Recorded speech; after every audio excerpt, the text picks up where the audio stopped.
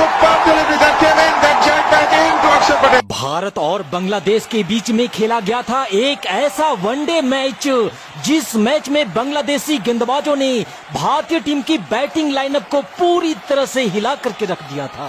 भारत का विकेट पतझड़ के सूखे पत्तों की तरह गिर रहा था और बांग्लादेशी नाच नाच करके भारतीय टीम की इस हालत के मजे ले रहे थे। देखते ही देखते पूरी भारतीय टीम मात्र 105 रनों पर ही ढेर हो जाती है और भारत को 105 पे ऑल आउट कर समस्त बांग्लादेश ने इस मैच को जीता हुआ समझकर वानरों की तरह उछलना कूदना भी शुरू कर दिया था। लेकिन रुको बांग्लादेश, जरा ठहरो, अभी इतनी भी जल्दी क्या है? अभी तो हवा में उड़ते तुम्हारे पैरों को जमीन पर पटकना बाकी है। सांस रोक देने वाले इस मैच का पूरा नजारा मैं आपको दिखाऊं, उससे पहले मैं चाहता हूं कि इस वीडियो पे आप एक लाइक देकर भारतीय टीम के सपोर्ट में आखिरी तक वीडियो में हमारे साथ बने रहें। स्वागत है आप सभी साथियों का शेरे बंगला नेशनल स्टेडियम मीरपुर से, जहां बांग्लादेश ने जीता है टॉस और भारत को पहले बल्लेबाजी करने का दिया है निमंत्रण। पहले ओवर की पहली गेंद रोबिन उथप्पा के पैरों से टकराकर फाइन लेग की तरफ गई है गेंद। लेग बाय के इस एक रन के साथ खुलेगा भारतीय टीम का खाता। ओवर की अगली गेंद जो सीधा रहाणे के पैड से जा टकराई है, एलबीडब्ल्यू की जोरदार अपील और इसी के साथ विकेट। अजिंक्य रहाणे बिना खाता खोले वापस लौटेंगे पवेलियन और मात्र एक रन पे भारत को पहला झटका लगता हुआ। फिलहाल पारी का चौथा ओवर जारी है, जिसकी तीसरी गेंद को उथप्पा ने कलाइयों के सहारे बड़ी ही खूबसूरती के साथ फाइन लेग की तरफ मोड़ दिया है। पहला चौका भारतीय पारी का उथप्पा के बल्ले से आता हुआ। उथप्पा एक बार फिर से तैयार हैं, सामना करेंगे तास्किन अहमद की अगली गेंद का, जिसे उथप्पा ने इस बार पॉइंट की दिशा से निकाल दिया है। गेंद गैप में है, मिल जाएगा एक और चौका। 7.3 ओवर के बाद भारत 26 रन एक विकेट खोने के बाद और तास्किन अहमद की इस गेंद को उथप्पा हवा में उठाकर मारना चाहते थे पर सही से टाइम नहीं कर पाए। 14 रन बनाकर उथप्पा वापस लौटेंगे पवेलियन और 26 पे भारत को दूसरा झटका लगता हुआ। मीरपुर का स्टेडियम बांग्लादेशी नारों और उनके समर्थकों की दहाड़ से गूंज उठा था। यहाँ से आगे भारतीय टीम ने अपने खाते में महज 2 रन और जोड़े ही थे कि तभी नए बल्लेबाज अंबती रायडू भी मात्र 1 रन बना करके चलते बने और मात्र 28 पे भारत को तीसरा झटका भी अब लग चुका था। हालांकि यहाँ से आगे नए बल्लेबाज सुरेश रैना ने आते ही आक्रामक बल्लेबाजी करनी शुरू करी और पहले तो मुर्तजा को रडार में लेकर के एक शानदार चौका जड़ा और उसके बाद रैना ने तास्किन अहमद को भी आड़े हाथों में लिया और एक और शानदार चौका जड़ते हुए रैना ने भारतीय टीम से प्रेशर को थोड़ा कम जरूर किया था। यहाँ मुर्तजा की इस गेंद पर सुरेश रैना काफी भाग्यशाली रहे क्योंकि गेंद रनों के लिए सीमा रेखा को पार कर गई। यहाँ पर रन जैसे भी आए पर भारत के लिए रन आना बेहद जरूरी था और इसी बीच सुरेश रैना एक और तेज सिंगल चुराने के प्रयास में रन आउट होने से बाल बाल बच जाते हैं। मीरपुर का ये मैदान। इसी बीच तास्किन अहमद ने पुजारा को भी 11 रनों पर आउट कर मात्र 55 के स्कोर पर ही भारत को चौथा झटका भी दे दिया। यहाँ से आगे पारी के 17वें ओवर में रिद्धिमान साहा ने जैसे तैसे करके एक चौका तो जरूर लगाया, लेकिन फिर उसी ओवर में अगली ही गेंद पर रिद्धिमान साहा भी 5 रनों की पारी खेल आउट हो जाते हैं और मात्र 65 के स्कोर पर आधी भारतीय टीम अब ड्रेसिंग रूम की शोभा बढ़ा रही थी। कोई भी भारतीय बल्लेबाज यहाँ टिक नहीं पा रहा था। एकमात्र खिलाड़ी सुरेश रैना ही थे जो अच्छी बल्लेबाजी कर रहे थे, लेकिन 17वें ओवर की आखिरी गेंद पर सुरेश रैना भी रन आउट हो जाते हैं और 17 ओवर की समाप्ति के बाद अब भारतीय टीम के बोर्ड पर स्कोर थे 66 पे 6।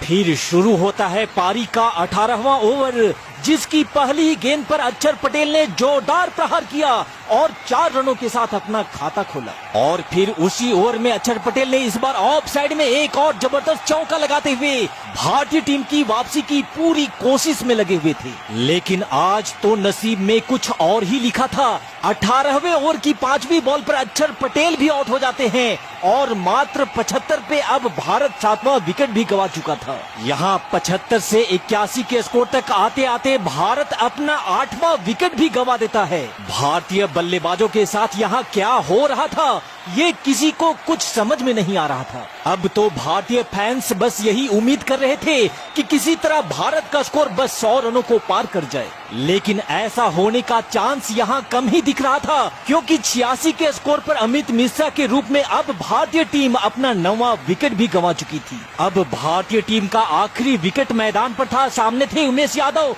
जिन्होंने बॉलर के सर के ऊपर से डाउन द ग्राउंड एक कमाल का चौका जड़कर भारत के स्कोर को 92 रनों तक पहुंचा दिया। पारी के 25वें ओवर में अल अमीन एक घातक बाउंसर उमेश यादव को मारता है, लेकिन उमेश यादव ने बड़ी ही सूझबूझ के साथ कीपर के ऊपर से भेज दिया गेंद को एक और चौके के लिए। और फिर ओवर की आखिरी गेंद पर उमेश यादव ने किया एक और जोरदार प्रहार और गेंद को भेज दिया 6 रनों के लिए। इस छक्के के साथ अब भारत का स्कोर 100 रनों को पार करता हुआ 104 रनों तक का पहुंचा था। लेकिन फिर 26वें ओवर की तीसरी बॉल पर उमेश यादव भी आउट हो जाते हैं और इस तरह से पूरी भारतीय रनों पर ही सिमट जाती है। मीरपुर के स्टेडियम पर जगह जगह पर लहराते बांग्लादेशी झंडे और बांग्लादेशी खिलाड़ियों का एटीट्यूड ये बता रहा था कि बांग्लादेश बड़ी ही आसानी से इस रन को चेज कर मैच जीत जाने वाला है। लेकिन तब बांग्लादेश को कहां पता था कि उनका पाला बाप से नहीं बल्कि दादा से पड़ा था। बांग्लादेश की बल्लेबाजी शुरू होती है और पहले ओवर की पहली गेंद पर ही चौका लगाकर मानो बांग्लादेश ये दिखाना चाह रहा था कि वो लोग इस मैच को 15। मोहित शर्मा ने तमीम इकबाल को विकेट के पीछे कैच करवा ख्वाब में डूबे बांग्लादेशियों को सपने से जगा दिया। भारतीय पारी की जबरदस्त आगाज हो चुकी थी, लेकिन फिर मैदान पे बल्लेबाजी के लिए आता है मिथुन और मिथुन ने भी आते ही आक्रामक बल्लेबाजी करते हुए एक शानदार चौका जड़ दिया। चूंकि भारत के पास बोर्ड पर रन कम थे, इसलिए भारत को जरूरत थी जल्द ही एक और विकेट की। हालांकि मिथुन ने उसी ओवर में एक और चौका लगाकर अभी तक बांग्लादेशी खेमे को जलवा जलाल ही रखा था। लेकिन फिर तीसरे ओवर की आखिरी गेंद पर मोहित शर्मा ने दिला दी वो सफलता जिसकी जरूरत भारत को थी। इनामुल हक को भी बिना खाता खोले ही पवेलियन वापस भेज दिया गया था। अपने टीम की ये हालत देखकर बांग्लादेशी समर्थक जो पहले वानरों की तरह उछल कूद रहे थे, उनको अब मानो किसी सांप ने सूंघ लिया हो। हालांकि 2 विकेट खोने के बाद भी अभी तक मिथुन वैसा ही आक्रामक बल्लेबाजी किए जा रहा था। उमेश यादव की गति का इस्तेमाल करते हुए मिथुन ने बैक टू बैक 2 चौके जड़ डाले थे। दूसरी छोर पर मिथुन का साथ दे रहा मुशफिकुर, जो पहले तो संभल कर बल्लेबाजी कर रहा था, लेकिन शायद अब उसे भी मैच जल्दी खत्म करने की जल्दबाजी हो गई थी। यहाँ पारी के 9वें ओवर में मिथुन ने एक और बार गेंद को सीमा रेखा के बाहर भेजा और 4 और महत्वपूर्ण रन बांग्लादेश के खाते में जोड़ दिए। बांग्लादेश के ये दोनों बल्लेबाज बड़ी ही बेरहमी से भारतीय गेंदबाजों को पीटे जा रहे थे। बांग्लादेशी खेमा एक बार फिर से जश्न के माहौल में डूब चुका था। लेकिन फिर 12वें ओवर की चौथी बॉल पर बिन्नी ने मुशफिकुर को विकेट के पीछे कैच करवा 44 पे बांग्लादेश को तीसरा झटका देकर एक बार फिर से भारत की जीत की उम्मीदों को जिंदा कर दिया। यहाँ से आगे बांग्लादेश ने अभी चंद रन और जोड़े ही थे कि तभी मिथुन की हीरोगिरी पे भी विराम लगाते हुए बिन्नी ने 50 के स्कोर पर बांग्लादेश को चौथा झटका दे दिया। इसके बाद तो भारतीय गेंदबाजों ने बांग्लादेश के विकेट को ऐसे गिराना शुरू कर दिया जैसे मैदान पे विकेट की बरसात शुरू हो गई हो। 15वें ओवर की पहली ही गेंद पर मोहित शर्मा ने साकिबुल हसन को भी आउट कर बांग्लादेश की कमर को ही तोड़ डाला था। और फिर अपने उसी ओवर में मोहित शर्मा ने डाली कमाल की एक और गेंद और इस बार जियाउर रहमान की पारी को भी टाटा बाय बाय बोल दिया गया था। भारतीय टीम की बल्लेबाजी की मजाक उड़ाने वाले बांग्लादेशी खिलाड़ियों को अब उनकी औकात समझ में आ चुकी थी। बांग्लादेश पे अगला प्रहार एक बार फिर से बिन्नी ने किया और मोर्तजा के रूप में 56 के स्कोर पर बांग्लादेश को 8वां झटका दे दिया। इसी बीच बिन्नी की एक और कमाल की गेंद और एक और विकेट। क्या कमाल की गेंदबाजी करी है बिन्नी ने। मात्र 4 रन देकर 5 विकेट लेकर यहाँ पर बिन्नी ने बांग्लादेशी समर्थकों को माथा पीटने पे मजबूर कर दिया था। और फिर बांग्लादेश के आखिरी विकेट को भी बिन्नी ने ही ढाहा और इस तरह से भारतीय टीम का मजाक उड़ाने वाले बांग्लादेश को मात्र 58 रनों पर ही ऑल आउट कर दिया जाता है और इस लो स्कोरिंग मैच को भी भारत 47 रन से जीत लेता है। बांग्लादेश को सबक सिखाने वाली भारतीय टीम का ये जवाब अगर आपको पसंद आया हो तो इस वीडियो पे एक लाइक जरूर दीजिएगा।